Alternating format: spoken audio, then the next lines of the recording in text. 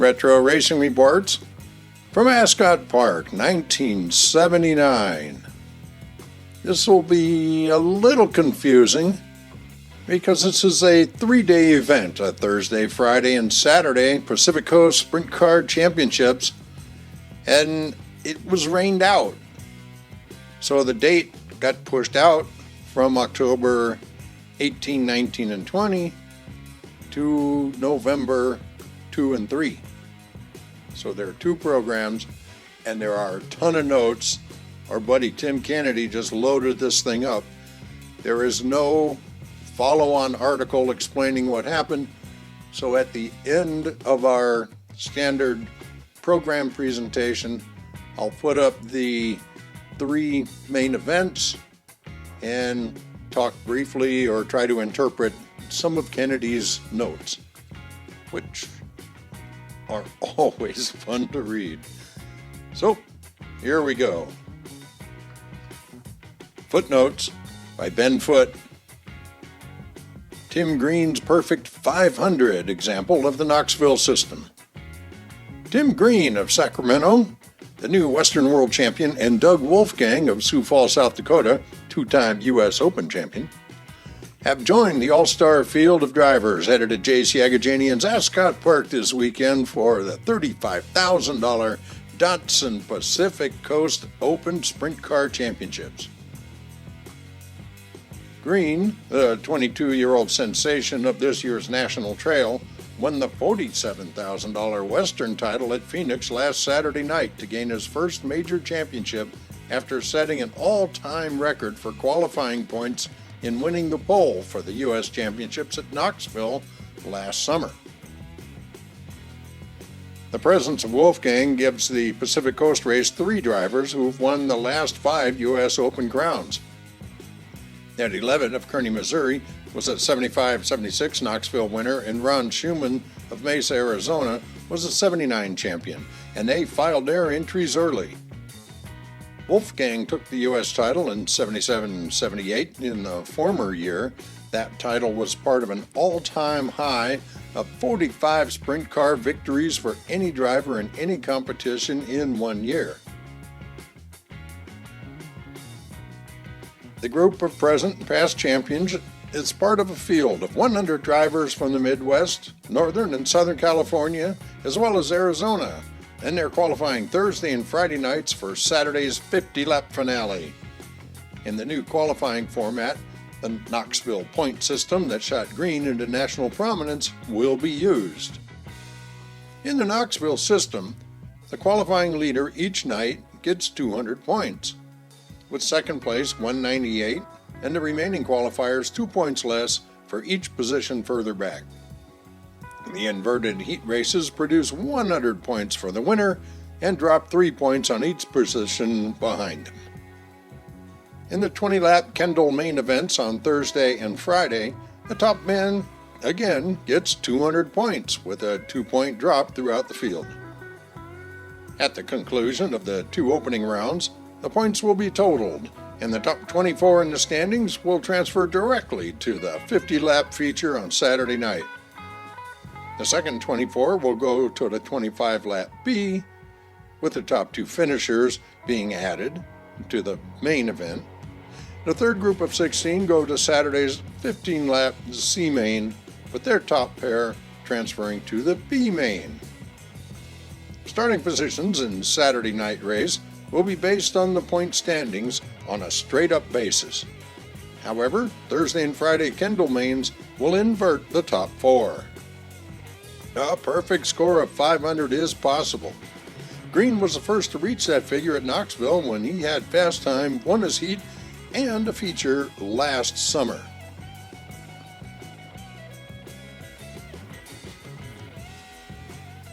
I am so tempted to say that the shoe is on the other foot because there's another page of footnotes from Ben Foote. Bernard, open competition string, it's challenged again by Ron Schumann. Howard, Buster Vennard of Tustin is trying for his fourth consecutive victory against a major national competition in the $35,000 Datsun Pacific Coast Open Sprint Car Championship at J.C. Agajanian's Ascot in this 3-day meet. Vennard is not only defending champion of the Pacific Coast race, but he also won Agajanian's Midwinter Outlaw Championship before the national television audience and the Summer Nationals in June. In each of the events, Ron Schumann of Mesa, now the U.S. Open Sprint Car Champion, was present to challenge. In the Summer Nationals, Schumann finished a strong third behind Vennard and Dean Thompson, but mechanical problems forced the Arizona star from last year's Pacific Coast lineup and the midwinter contest. Schumann is proud of the fact that he is the only man to win all three events in the Sprint Car World's Triple Crown. He refers to the U.S. Open at Knoxville, Iowa, the Western World Championships at Phoenix, and the Pacific Coast Open here at Ascot. Schumann almost won the Pacific title again last weekend, but he finished third after winning there previously in 75 and 77. He took Ascot's Pacific Coast title in 76 and 77.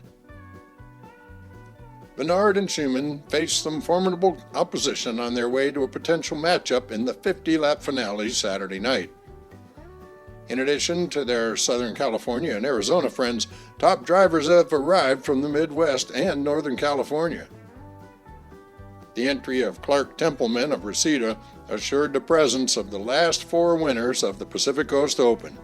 Templeman took the title in 74. Other prominent championships represented at Ascot include the Dirt Cup Crown of Skagit, Washington, currently held by Doug Wolfgang of Sioux Falls. Also, the 77-78 Knoxville titleist.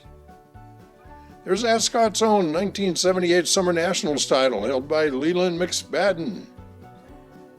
The Devil's Bowl 79 top trophy was held by Billy Marshall of Dallas itself.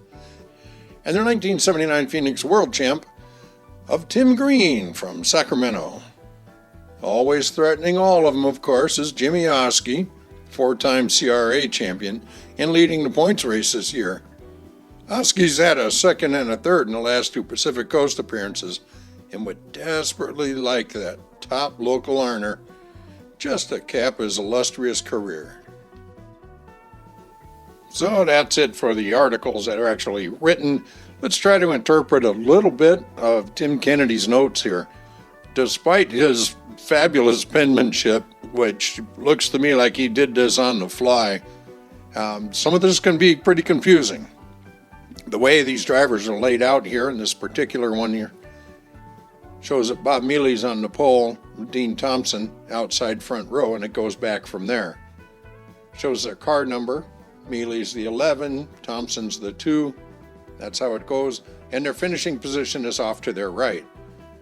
You can see for Thompson, he shows P1, L1 through 20. That pretty much means Dean Thompson got the lead on lap 1, and he held it throughout. And you can determine notes and things from beyond that. Thompson won, and in the bottom there scribbled in, he says, the track was excellent tonight. One of the best tracks I've ever seen. Well, funny how the winners usually like the conditions. Here's the second one, which got postponed. That first one for Dean Thompson took place in October on the Thursday night as scheduled. Recall that the Friday and Saturday were rained out, so they were pushed back to November 2 and 3. So the November 2 race, try to interpret Kennedy notes here, and Tim Kennedy does a great job with this stuff. It's just crazy. It says here in the notes, you can interpret they look very much like before. Tony Simon won this one. He took the lead on lap 19 and 20 of a 20-lap race. The note here says A++ race and a very popular winner. Well, Tony Simon, yes, very much popular winner. So there you go. Then on Saturday, little different look here.